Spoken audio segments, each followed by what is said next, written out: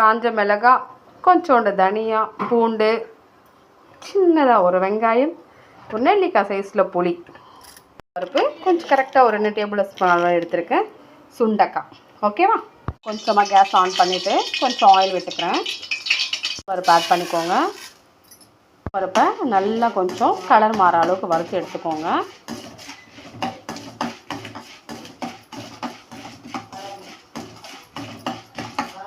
Change ஆகுதா? So நம்ம எடுத்துருக்கிற காஞ்ச மிளகாய், பூண்டு, புளி, கொஞ்சோண்டு வெங்காயம், கறிவேப்பிலை அண்டு தனியா எல்லாத்தையும் நல்லா சேர்த்துக்கோங்க. ஹை ஸ்பீடில் வைக்காதீங்க, ஸ்லோவாகவே இருக்கட்டும். இப்போ நல்லா வறுத்து கொடுத்துக்கோங்க. ஓகேவா?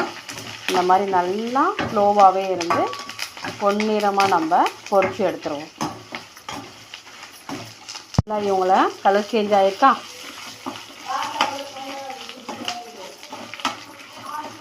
ஸோ இப்போ நம்ம என்ன பண்ணுறோன்னா இதுலேயே நம்ம இடிச்சிருக்கிற சுண்டைக்காவை ஆட் பண்ணிக்கோங்க. நல்லா கலரி கொடுத்துக்கோங்க.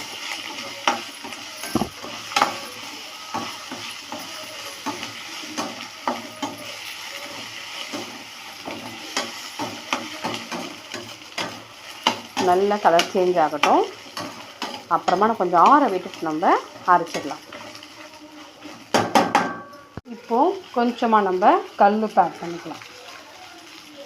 கல்லில் சுண்டைக்காவை போட்டு இடிச்சுக்கோங்க.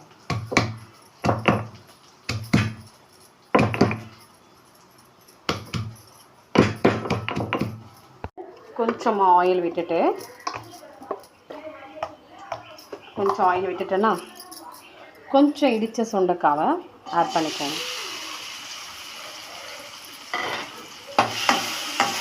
ஸ்லோவாகவே நல்லா வதக்கி கொடுத்துக்கோங்க.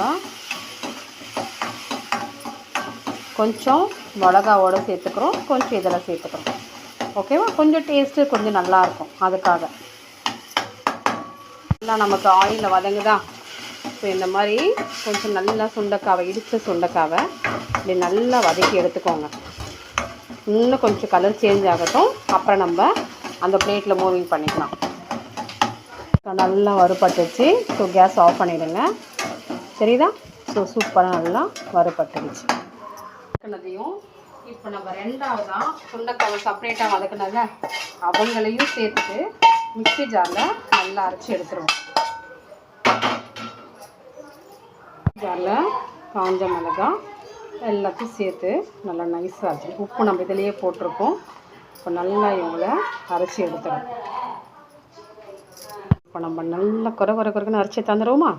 சூப்பராக அரைச்சி எடுக்க போகிறோம். ஓப்பன் பண்ணி பார்த்துருவோமா? கொஞ்சமாக குறைன்னு இருக்கும். ஸோ நம்ம கடாயில் வதக்கணும் இல்லையா, அந்த தண்ணியை கொஞ்சம் எடுத்துருக்கேன்.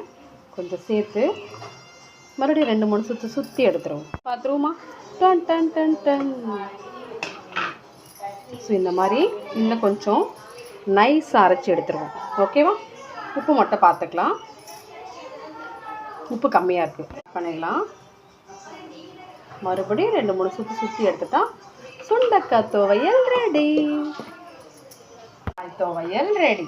ஸோ இவங்களை அப்படியே நம்ம ட்ரான்ஸ்ஃபர் பண்ணிவிட்டு சுட சுட சாதத்தோட கஞ்சியோட குடிக்கும்போது அவ்வளோ சூப்பராக இருக்கும். ஸோ கண்டிப்பாக ட்ரை பண்ணி பாருங்கள். Don't miss it. Very simple. But சுண்டைக்காய் துவையல் சொன்னால் கூட தெரியாது, அவ்வளோ அருமையான ஒரு ஃப்ளேவரில் லவ்லி மகாலட்சுமி ரெடி பண்ணிட்டாங்க. சுண்டைக்காய் துவையல் மணக்க அருமையாக ரெடி ஆகிடுச்சு. மறக்காமல் லைக் பண்ணிக்கோங்க, சப்ஸ்கிரைப் பண்ணிக்கோங்க. எவ்வளோ சூப்பராக இருக்குது பாருங்கள். ஸோ சுண்டைக்காய் துவையல் பர்ஃபெக்டாக ரெடி ஆகிடுச்சு. இதோட ஃபுல் வீடியோஸ் என்னோட சேனல்ஸ் இருக்குது, கண்டிப்பாக வேணும்னு டெக்ஸ்ட் பண்ணி பார்த்துக்கோங்க. Thank you so much. Tata bye. இவ்வளோ அருமையாக இருக்குது இல்லைங்களா? ரொம்ப சிம்பிள் ரெசிபி தான், பட் ரொம்பவே ஹெல்த்தியான விஷயம். ரைஸ் கஞ்சிக்கெல்லாம் தொட்டு சாப்பிடும்போது அவ்வளோ சூப்பராக. மறக்காமல் லைக் பண்ணிக்கோங்க, ஷேர் பண்ணிக்கோங்க.